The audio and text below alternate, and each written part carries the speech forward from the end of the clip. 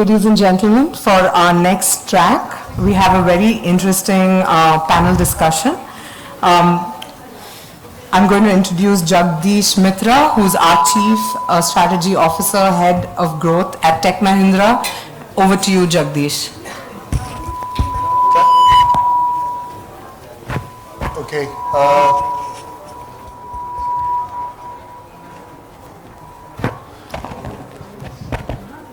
All right. I guess good afternoon. Thank you for coming in. At one point, we were worried that there are going to be more people on stage than on outside the stage, but I think we've solved that problem. And thank you for joining in. I think the topic of us discussing really, who's going to win the innovation race is a little has double meaning to it, in the sense you can't, and this is to a certain extent, I think, is a three-legged race equivalent, in the sense that you will have to run the race with a lot of collaboration. So it's not about just winning on your own, but about winning in partnership and creating the best practices. And that's why the kind of conversation that we're going to have this afternoon is bring the best practices and the knowledge from different parts of the world. So we have people from all around the world, and I'll introduce them in a bit. Would love the audience to be engaged. The way we're going to run this format is to hear out what each of these countries are doing, or what each of these gentlemen are bringing in as experiences of some of them having done startups and have been entrepreneurs in those countries, to see what has been the policies, what have been the changes over the years that has allowed them to foster growth, foster innovation. And similarly, we in India, those who are operating in India, what could we sort of learn from those? What would we imbibe from those best practices? And probably what are some of, from their eyes of having worked from different markets in the world, different countries in the world, what do they see as the talent piece there? So I'm going to start with each one of them, and the format, what we're going to do is quick introduction of the panelist, and then the panelist talks about 3 minutes odd about the topics that they are going to cover on, and each of them does that, and then we're going to come back to a Q&A session and take it from there. Yeah. So Carlos, if it's okay, I'll start with you. Okay. So Carlos' background primarily across the board, with having been a diplomat with the Canadian government, and has been. I just found out that he moved here from Haiti. And he's enjoying this place with his 3 children, but has also been active in helping innovation and development, and been clearly been a part of how Canada has developed. And Canada has done this unique development of creating jobs as well as creating technology at the same time. So Carlos, welcome on board, and welcome to the panel, and your opening remarks, please. Thank you very much. A real pleasure to be here today. To my panelist colleagues, good afternoon. So let me begin by saying that I think there is a really interesting story about what Canada is trying to do with respect to creating the necessary environment in order for private sector companies to thrive in this space. And I say that because the way I think we see it is the government as an enabler that facilitates that environment in order for those partnerships to be created. Partnerships between academia and the private sector and other collaborators, in order for those conversations to happen, in order for those exchanges to lead to that innovation that we want to talk about today. So certainly from the perspective of government, there's been a lot of effort in terms of investing and in terms of putting the resources necessary to facilitate that environment. You might have heard a little earlier that our Consul General was talking about the level of investments that we've done on the research side in order to create those platforms and those connections that allow companies to thrive. But evidently, we also are very much interested in using some of our government bodies, such as the National Research Council, through some of the programs that they have, in order to play a role in bringing those companies from their birth, so to speak, through a process that allows them to be connected along the lines to facilitate that growth and that innovation. And hopefully, as we move through the different stages, then in our case, the Trade Commissioner service present here in India allows them to support, to find the support necessary to do the kind of work internationally. So that's one piece. I think, and certainly in the course of the conversation, I'll raise a couple of other things, but perhaps just a second point as part of the opening remarks. I think the environment in Canada, beyond the partnerships that I was talking about, is also one that takes into consideration the kind of investments that we put in place in education, for example. And the fact that we are connecting our education sector, our universities and schools, to the private sector, to research and development, to different organizations, in order to generate that innovation. So we take pride in saying that Canada is one of the most educated nations in the world. I think the numbers that we were throwing out a little earlier, about 60% of our population being with a really good level of education, 100 universities across the country, and I know we'll hear from our colleague from BC that is here today. But also attached to that level of high level of education that allows companies, that allows the ecosystems to tap into talent, we certainly have a story, I think, and a narrative that we like to highlight that has to do about the kind of immigration that we bring into the country, the type of talent that comes through our international students. And I should say, some of you may know that currently we have 200,000 Indian students studying in Canada, which is the number one, India is the number one source of international students, has surpassed China. So all of this together makes a situation where, with lots of financial incentives and resources, with an education system that allows for that talent to be tapped into, with the type of immigration that is coming to the country, with the financial incentives that are in place from province to province across the country, because as you may imagine, if we're talking about Atlantic Canada with Nova Scotia, New Brunswick, and the wonderful things they've done versus western part of the country, everyone has a particular set of advantages that have allowed them to support those clusters that are being developed in each country. So why don't I stop there? But just to kind of set the stage to say we're very proud of the fact that because of this long-term, sustained, and regular engagement that we have to create that enabling environment, bring and facilitate those that space for a conversation, I think it is resulting in attracting more talent and attracting some of the global tech giants, and certainly Tech Mahindra being one of the investors, and Arbila and Tata and others. I think it tells us the story that there's something really interesting happening in our country. Thank you, Carlos. We'll come back to you on this, some of the points that I had on what could we learn from the way Canada runs it. Sebastian, for your points, and Sebastian's had an interesting role across Switzerland, and like most of us probably don't know, it's very understated like Switzerland as a country is, but they also have the largest number of patents and IPs that they file. And it's an amazing innovation culture that they have created where people are able to do this across academics, obviously a lot of work around science and technology.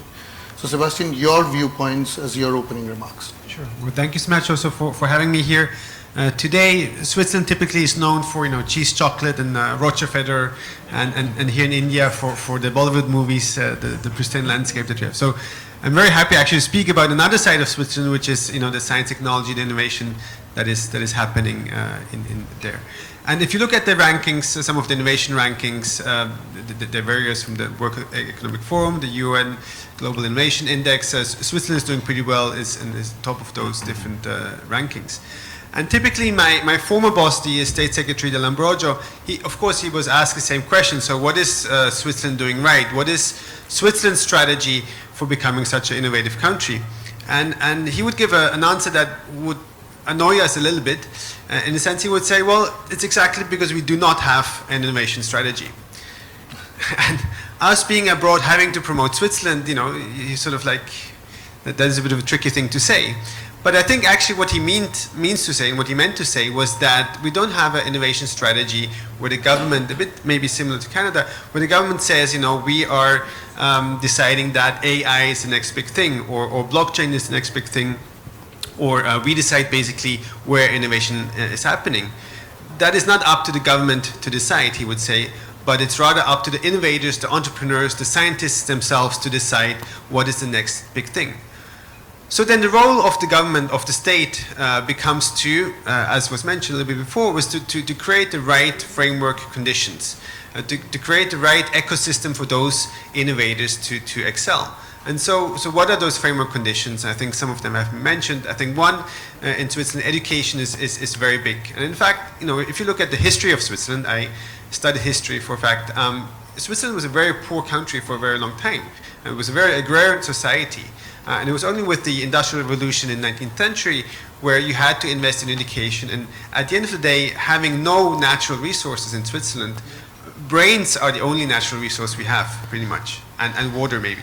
But brains is the main resource we have, so investing in that resource is crucial. And so if you look at universities, we have 12 PhD granting universities, 9 of them in the top 200.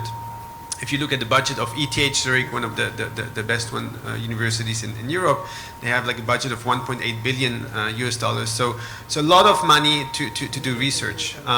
But then not just universities, but also the vocational training system, where industry with the government and industry associations is sort of coming together to define, okay, what are the kind of skills the industry needs for the future. So having this kind of system in place is really a great thing and very often underestimated. If you look at R&D systems, so we don't have any R&D tax credits or anything like that. In fact, the Swiss government would never give money to a company to do R&D. On the other hand, I think what we put the focus on is regulation. So having very clear innovation-friendly innovation. And one of the recent examples I would say is blockchain and FinTech. And cryptocurrency, for example, where like the Swiss authorities, regulatory authorities have really come up at a really early stage with some guidelines for cryptocurrency startups and blockchain startups on how do we want to regulate. And having that security, I think is much more important for a startup than probably some grants, although those are important as well. But having sort of that security, knowing what is the context, what is the framework, is really important. And then maybe just one other aspect I would like to mention is Switzerland again being very small. Between Geneva and Zurich, it takes you 2.5 hours by train. Those living in Bangor will know it takes you as much time from the airport to Electronic City, right?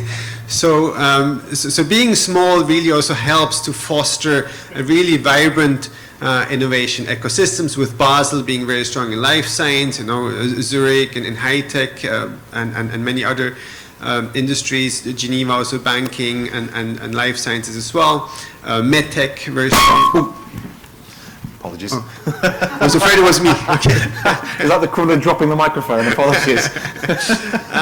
So having that closed ecosystem is really an advantage. But the other thing is that being small actually really forces us to go global, to go international. And I think that's what you said about collaboration. I think we couldn't be innovative without being going global.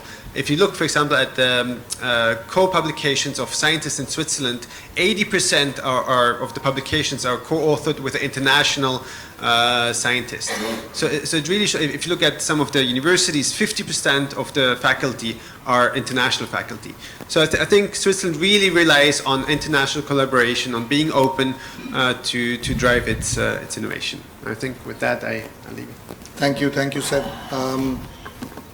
Tarkan and I have known each other for a while now, and first time I met him is in a cafe in somewhere in the Silicon Valley, Polevault.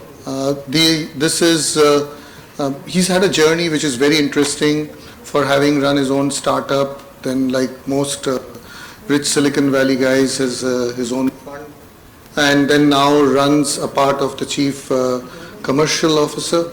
for a very well-known IT or tech company called Nutanix. Nutanix has a very strong India connection, and they are a sponsor of NASScom. But Tarkan, more than that, has worked across both Silicon Valley as well as Japan. And Tarkan, I would love for you to, in your opening remarks, cover both these areas, see what the similarity and differences are, because they are almost like chalk and cheese, the Japanese environment and the Valley environment. If you could please cover that. Sure, thank you. Can you hear me? Is it working? Okay. I cannot tell if it's working or not. All right, I think I'm, aside of you, I'm the only other private sector panelist here. With the Canadian government lobbying there, 2 seats from Canada, 1 Swiss, 1 UK, and I'm the Polevault dude with my brother from a different mother, Jack. So let me give you a little bit of background. I'm a serial entrepreneur. Started about 8 companies and sold them and grew them, and we did M&As, and one of my companies got sold to IBM, which we started a business in Japan. That's why I spent some time in Japan. But my home base is back in Palo Alto, where also my personal fund is, where we make strategic investments around multi-cloud, around cyber, big focus on autonomous everything, and internet-connected devices and IoT. Those are the core areas that we invest, most of software. But beyond that, let me give you a little background on what I'm doing now. So now I'm part of this amazing company called Nutanix. We are the $2 billion software revenue company, the only pure play software company left in the industry. There's a huge trend that system companies are now buying a lot of software companies. So we are the only pure play software company in the hybrid cloud marketplace, as a hybrid cloud, multi-cloud infrastructure as a service play. Some of our partners are actually sponsors of this, like Google, like Microsoft. We do a lot of work globally, both with enterprises as well as with service providers. So the reason India is important to us, our origins are in India, starting in India out of Bangalore and in Mumbai and Delhi. We have a very large customer base here. We have about 7,000 people in our company. About 2,000 of that 7,000 are actually in India, in Bangalore, Mumbai, Delhi, and a few other cities. We have a very big focus in this new phenomenon called multi-cloud infrastructure as a service, where we believe enterprises across the globe are moving their compute, storage, networking needs to cloud in some shape or form, and creating this hybrid cloud vision. And by the way, we do a lot of work in Switzerland with companies like Swisscom, UBS, Credit Suisse. A lot of work going on in Canada, in Ottawa with the Canadian government, with TELUS, in the West Coast, in British Columbia. A lot of work going on in the East. University of Toronto is one of our biggest research partners, as well as tons of work in the UK. So it's a global vision, and from a opening remark perspective, very quickly. So I'm going to have enough time also if you can have closing remarks, because opening remarks are so too long. We're not going to have a closing remark opportunity. I'll make it very quick. Our view is a first time in our industry in the last 100 years. And I love the 20s vision of NASScom. 20 is actually called Golden Age. If you look at the 1920s, hopefully this is going to be the Platinum Age in 2020s.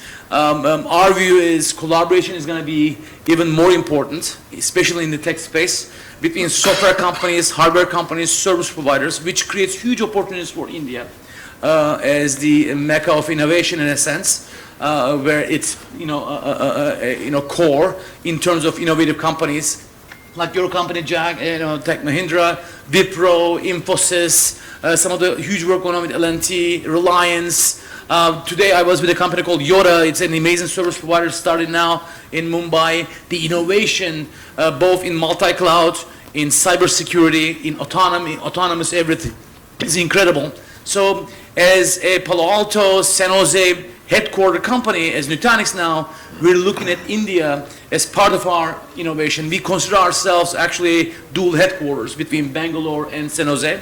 It's a dual headquarter company in a sense, even though we acquired 20 companies from different countries, from Finland to Serbia to Turkey. We are still pushing that global vision.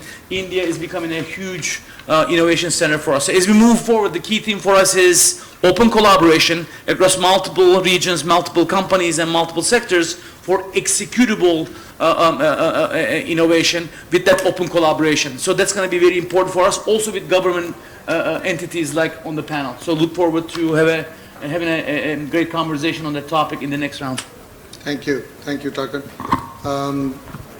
Raghava, I think when I was looking at his profile, we've exchanged notes, but when I looked at your profile, I thought he's probably the most diversely connected person that we have on the panel. So someone who studied in New Zealand now represents British Columbia.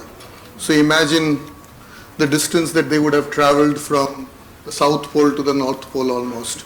So Raghava, for your comments, I think with your background of having been an entrepreneur yourself, now being representing all the innovation that British Columbia is trying to drive and create, could you want to highlight what the BC government is doing and how it's fostering innovation? Absolutely. Thank you, Jagdish. And Carlos has done a pretty fantastic job in kind of describing sort of the whole pan-Canadian ecosystem. So I'm not going to go there. I'm going to try and keep sort of my couple minutes to the province or the state of, equivalent of state of British Columbia. I'm happy to share our learnings of what we've done in British Columbia. And I'm going to preface that by saying that British Columbia's tech and innovation system is the fastest growing tech innovation system in entire North America. So it's surpassing, fortunately, Silicon Valley. It's doing better than Seattle, Toronto, Montreal, and Ottawa. So that's, I just wanted to kind of put it out there. There's a number of sectors that we're leading in the world: AI, cybersecurity, clean tech. World's out of the 100 top companies in the world in clean tech, 13 of them are based in Vancouver, so we have a pretty huge market share there. And life sciences and VR and AR has always been, a pretty strong strength in BC. And not just the startup innovation ecosystem, like Donald Trump, I'll take the MAGA, Make America Great Again, but not that. Microsoft, Amazon, Google and Apple are all setting up shops in Vancouver and British Columbia. So even though Donald Trump helped them become trillion-dollar companies, we're actually getting the benefit of them moving to British Columbia. So I guess the question would be why? And a couple of things that I heard Carlos said. We have some amazing post-secondary institutions. University of British Columbia is one of the top 30 universities in the world, producing some amazing talent. Simon Fraser University as well. So that's been sort of the catalyst of getting that started. But we also have challenges. Even though we have these great ecosystems, with all of the companies moving in and all of these new startups coming, we're having a huge issue with talent. So we need to do something about it. And the time when we've seen this resurgence happen in British Columbia is when, talking about what Jagdish says, is the collaboration. When the convergence of industry, academia, and government came together, they were actually, when they got on the same page, that's when we saw the real resurgence of tech and innovation in British Columbia. And what I mean about that is the industry was leading. There were very strong industry leaders that were going to the government and giving them policy advice of what the industry needed for us to succeed. And they were going to academia and basically saying, this is what we need today, this is what we'll need 5 years from now, this is what we need 10 years from now, and solving some of those issues. And then the industry actually took upon themselves to solve the issue. And I'll give you as an example on AI, on machine learning. 3 or 4 years ago, there were a number of companies that popped up. They couldn't find enough resources. They were looking for 150 people, and there was no place where they could train them. They actually created the curriculum and hired those people and trained them in a short way. This is a little bit of a innovative approach, but that kind of helped. But what they did is they actually went to universities and basically making sure that all of those curriculum are now being taught in the post-secondary institutions as well. As far as government is concerned, I mean, government being a lever, which is amazing. Government doesn't always need to spend money to catalyze things. In our case, in British Columbia, the government was very good in making sure that they created the right kind of environment for business to succeed. So as an example, if somebody wants to create a new company in British Columbia, it's 15 minutes online. It's less than $250. The only time, the most time it will take you to set up the company is when you have to actually go to the bank and set up a bank account. So that's how easy it is. The government needs to just create the right environment and get out of the way. And as far as talent, we do have a shortage of talent. When we went to the government, they basically allowed us to fast track immigration, so companies don't have to wait 6 months. Traditionally, it's been like 6 months to get approval, and then it will take you 3 or 4 months to get the resource into the country. Now, in less than 2 weeks, we'll get the approval, and in the next 2 to 3 weeks, you can actually have people working for you. So these are the enablers that the whole industry, the whole 3 different groups came together. And then as far as money as well, government has been really good. Canadian government, the super cluster program, where they've committed to roughly $1.3 billion to feed the ecosystem so that the innovation continues to grow in BC. I think maybe if I can just kind of touch on one more subject, since Jagdish talked about what does corporations need to do to innovate. And large corporations, as you probably know, are not, it's very hard for them to innovate because the culture is not there. And I think if you look at all of the top corporations over the last 5 decades, the companies that were in the top 10 in the first decade did not even appear on the top 10, sometimes in the next decade and so on and so forth. But the corporations that will create a culture of innovation are the ones that are going to continue to succeed. And it's not just creating a culture of innovation. You need to have a very good methodology of harnessing that and providing the resources so that innovation, those ideas actually get flourished or get to some point of proof of concept and move forward.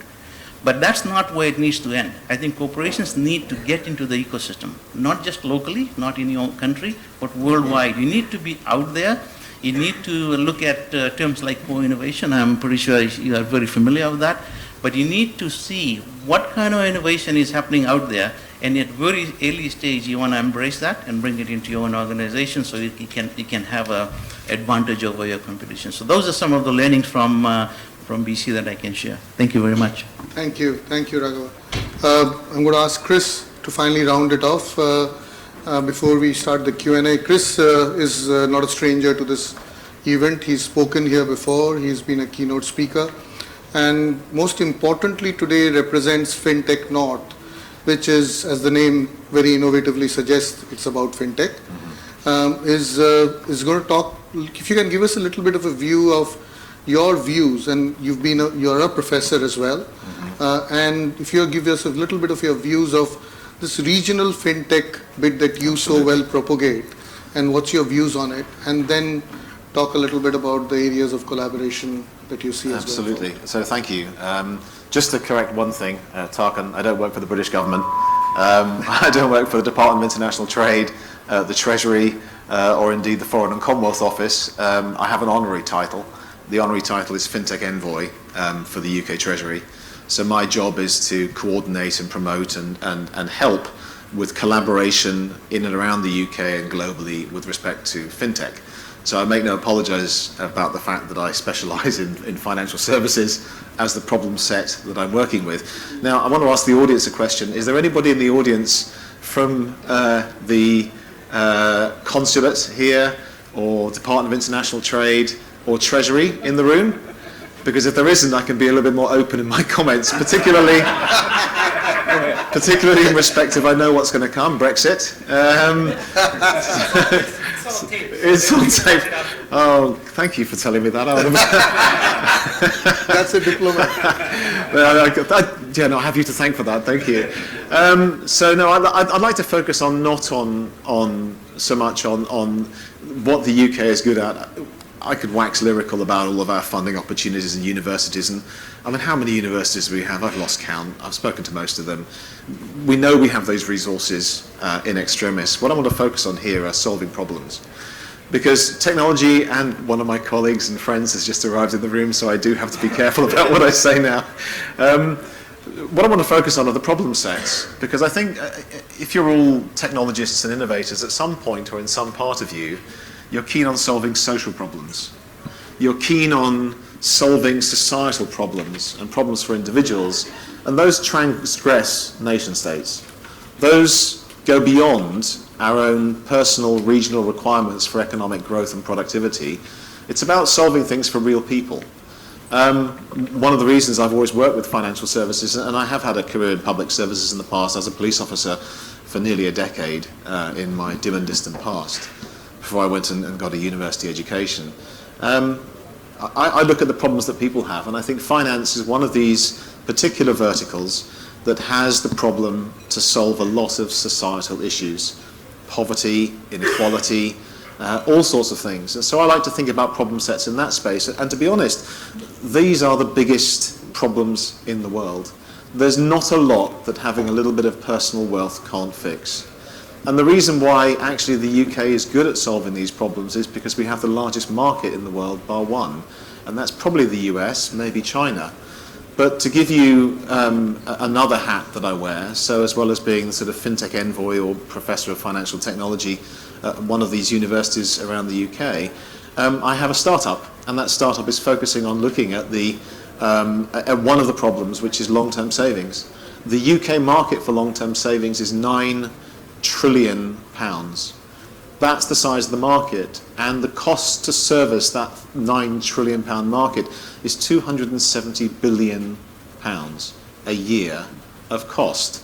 Now, I know it's complex, intermediated, manual. In every single way, it's both risky and complex, and to my mind, the key solution, the way in which you can address these problems is with technology. So I would ask you a question. If you want to solve a big problem, how much of £270 billion would you like as a market size? Pick a number. 90 billion? 1/3 of it? It's easily there.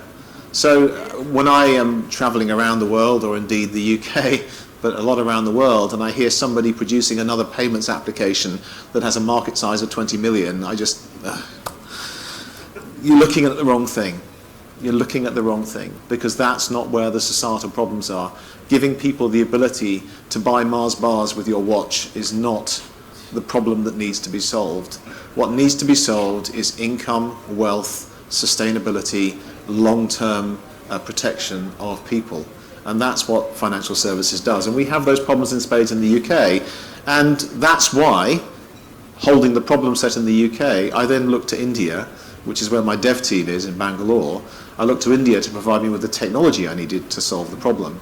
So if here we are talking about economic collaboration between nation states, problem set in the UK, massive financial services challenges, expertise to solve it in India, doesn't know what the business problem is, certainly knows what the tech solution is. And I can see that being reflected again and again and again. Now, one final comment, and you mentioned my FinTech North hat, and this is the other thing I do.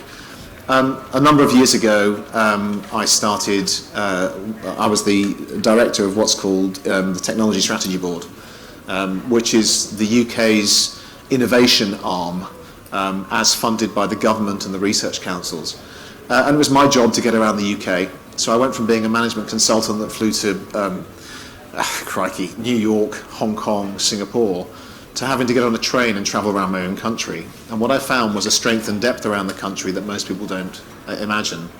So the microcosm that I see in the UK is massive regional opportunities that no one discusses, in the same way as us today would say that when we want to find solutions to the problems that we have, we shouldn't look domestically, we should look internationally. The one thing that I know more than anything else is that solutions can spring up absolutely anywhere. And unless you have a fantastic network, you will miss them. So the most important thing is the network, because that's what's going to lead you to the solutions that you want to find. And that, I think, is the fine point about collaboration that we have to gather. It's about the relationships that we build at places like this, and understanding what you're doing here and how I can bring that home. Thank you very much. Yeah, how much time do we have to? We have 10 minutes. Okay, so why don't I open it up for the audience, and if the audience has questions, we'll do that. Else, I have a whole encyclopedia of them to keep you here till midnight. But anyone in the audience who has a question for our panelists, let's go ahead and do that.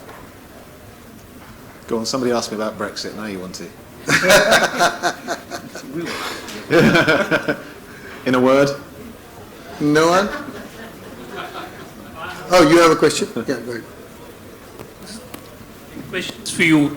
I heard you said you have Bangalore as well as on-site, and you use your Bangalore center primarily more for the tech part of it. So why is that the business part is not getting integrated? Because what I see is if a person is given business angle, he gives you a tech solution. So why is that gap? It's slightly unfair to characterise it as the business part. What we have is the sales and marketing team in the UK. I encapsulate the business problem because in many ways, particularly for my area of expertise, which is the long-term savings markets, if you Google me, you'll see I've been the World Bank expert for this issue of cost transparency and fee transparency in asset management. So I kind of hold the problem. It just so happens that the first market that I've attacked with the problem is the UK because it's the most concentrated market in Europe. The long-term savings market in Europe, 9 trillion, is bigger than the entirety of the European market put together. So we have a highly concentrated market. We do not have, I could not find the dev team, the team that I could spend time with to teach them how to solve the problem. And I have to translate the problem. I have to explain to them what it is we're trying to solve. But the ability of the team to learn quickly what the context is phenomenal. My CTO is 23 years old. 23. You know, I don't know. What was I like at 23? I could barely tie my shoelaces. Like I found him in Bangalore and 9 others like him. So I don't know what it is you do to people here to get them like that, but keep doing it because it's fantastic and I want more. So if anyone's looking to find a nice job working with me as part of my dev team, please let me know because I have no intention of nearshoring it or moving it closer. I don't need to. To be honest, I like it because when my clients ring up with a problem, my team is awake in the morning when the client rings them at 10 o'clock at night. I mean, it's fantastic. Oh, thank you, my hosts. Thank you, Chris. Anyone else has a question? You have this mic there, please. One problem with. Do you want yeah. to sort of? Is this a question for someone specific or anyone? Yeah, two of the panelists. One is the second gentleman on the right and. My right, your yes, right. On your right and. Switzerland and UK. Sorry, I can address Mr. Hug and Mr. Sears.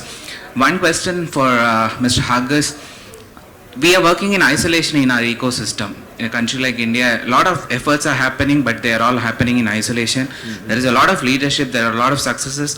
To scale it up and integrate it together from where you see it, this country, what will be your 3 points for us to integrate this and go further? The question for Sears is like, FinTech has been very successful in the microfinance sector quite a long back before it was mainstream. Where do you see there was a lag in this getting spread and what we should not miss in the current 2020 wave so that we are leaping forward? And when you say integrate, I guess you mean academia, yes, industry. The three, industry and university. He spoke very clearly about it, what happens there, but here how that can, here a lot of isolated work happens. So how do we go? Academia, industry and government, I guess. I mean, it's a bit difficult, right? Like Switzerland and India are two very different places, I think, at very different places in where they are in terms of development, in terms of like the size of the country. I mean, Switzerland is 8.5 million people, less than Bangalore. That many people in this hotel today. Exactly. So I always find it a bit difficult to give advice to India. I think a lot is being done. For example, like one place that I really admire is Hyderabad. Like we've been to Hyderabad a couple of times, and you see the government really bringing everyone to the table. And I think these kind of initiatives have to be done much more. I think there's also, like, for example, right now a initiative on AI launched by Niti Aayog together with other federal ministries who really want to put a focus on AI and bringing together and bridging industry with academia, with having centers of competence on the campuses of IISc and others. And I think these kind of initiatives are extremely important. I think when we talk about universities, I think having the industry So for example, if you look at ETH Zurich, I think something they've done really well is, for example, having industry partners very close by on campus, having this physical proximity between researchers from the university plus researchers from the Disney lab, for example, having coffee together. Something also you see at other places like in Boston, where I spent 2 years on MIT campus. I mean, you have a coffee together, you go out for lunch, and having this informal exchange is extremely important. And I think that, for example, in Bangalore, I mean, is missing a little bit. I mean, you have the IISc campus, beautiful campus, but if you want to talk to a company, or if you want to have lunch with someone from TCS, you go to the other side of the city. So these little things, I think, having this proximity, geographical proximity, is really, really important. But I wouldn't give any specific advice. I think a lot is being done, but integrating physically is one of the major, I would say, so proximity is one of proximity. The big, yeah. Having cafes, like having places, public places to go out to meet informally. Serendipity is a huge aspect in innovation. So fostering this kind of environment is very important. So it means also like investment into infrastructure, investment into public places, investment into a place where you want to live, and that is a simple thing, but I think quite important. Thank you. It's one of the confusing things for me about innovation, that despite being at the cusp of what is effectively an outsourcing revolution where people should be able to work remotely, all of those technologists that should be able to work remotely love working together. It never ceases to amaze me that you give people the ability to go and work from home, and the first thing they do is go and work in a WeWork. I mean, I don't know why, but you're absolutely right. It's about managed serendipity, and you have to create that infrastructure, because whatever happens, people like to work together, and you have to provide them with opportunities. On your microfinance point, microfinance can mean a number of things. Did you mean peer-to-peer crowdfunding? That market there and the way people fund startups? I think you have to have a wealthy population, to be honest. You have to have people with sufficient disposable income and the infrastructure to be able to access it. So the UK as a peer-to-peer market is the third largest in the world after the UK, and peer-to-peer and equity crowdfunding after the US and China. And the UK market is again the same size as the whole of Europe combined. And part of that has to be people's wealth. It's a high net wealth in the UK per capita. It has to be the infrastructure to allow the companies to flourish, and tax incentives has to be part of it. I mean, the tax incentives to save in the UK are very high. The tax incentives to save, particularly in growth companies, are very, very high. So tax incentivization is very important too. The government has a role to play. All right. I guess so. One last question, and then we'll wrap up. Okay? Yeah, I've got two questions. One for Chris and one for Takan.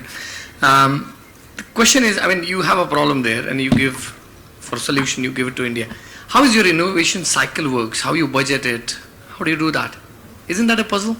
I mean, you appreciated us, but it's a question. So, given the fact that we spend a lot of our time, or I spend a lot of my time chatting on Slack and having web calls with the dev team to explain exactly what it is they haven't quite done right to solve the problem, it's communication. It's constant communication. We happen to communicate very well. The team seem to be perfectly happy to have 2 team web calls per day, every day, including weekends, for a whole year. I mean, that's the way we've solved it.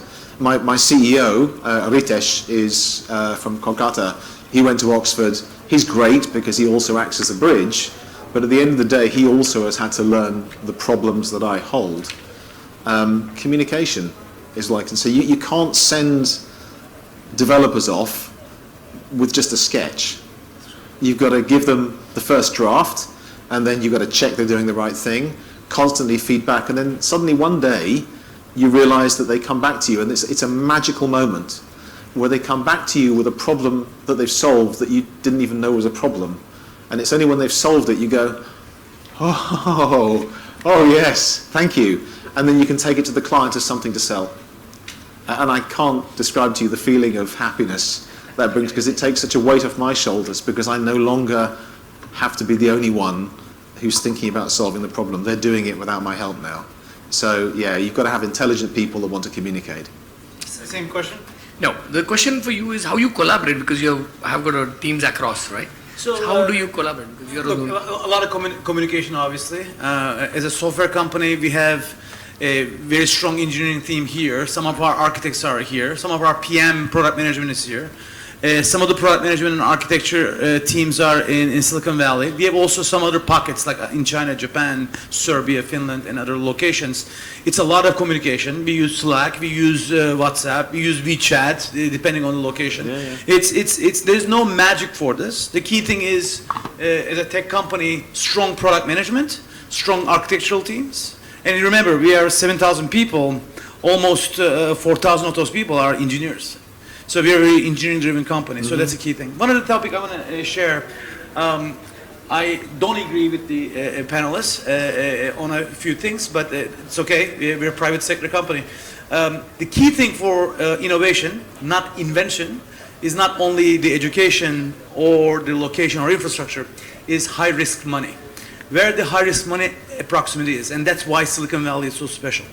The reason most of the startups start in Silicon Valley, and they might end up in another location for cost reasons, is because high-risk money is in Silicon Valley, not the banks. You're not getting money from ICICI Bank at 17% coupon. This is money with no coupon.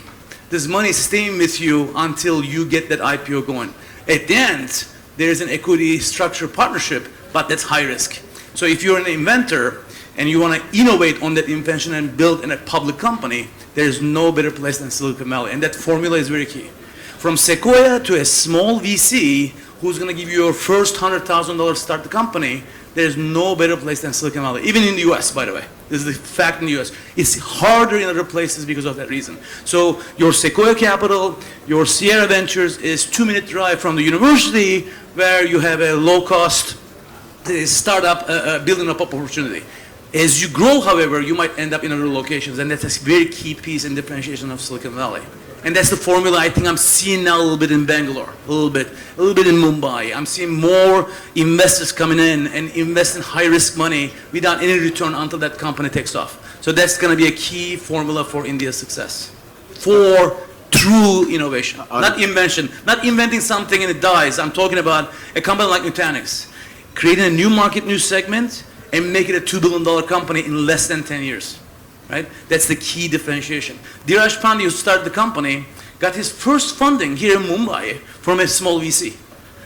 That's not happening in India, and that's the key thing as Indian community that you should be proud of. Yeah. Okay, thank you. All right, guys, thank you very much. Thank you to all the panelists. I think a couple of messages that absolutely resonated. One is the collaboration part and the ecosystem that needs to work with, and which is primarily, I thought, some of the examples that Carlos, you gave and started with, and all of us talked about. And I think love the fact that where you talked about creating an environment where people, the serendipity part is brought in, and people are allowed to, which I think is one of the successes in the Valley. And to close it off, Mumbai high risk is obviously true because of the traffic, right? We're used to high risk. So thank you again. Thanks a lot, gentlemen. And I want to thank you. An amazing moderating. Thank you. Thank you Thanks so a lot. much for this insightful panel discussion, a small token of our appreciation. Oh, thank you. There's cash inside? It's high risk money. I responded. Yeah, keep it. Thank you.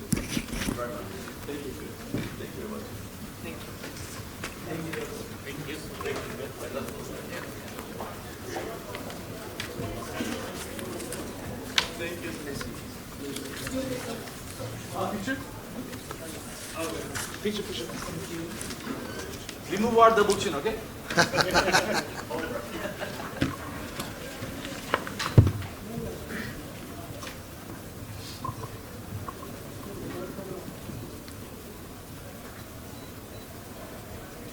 All right.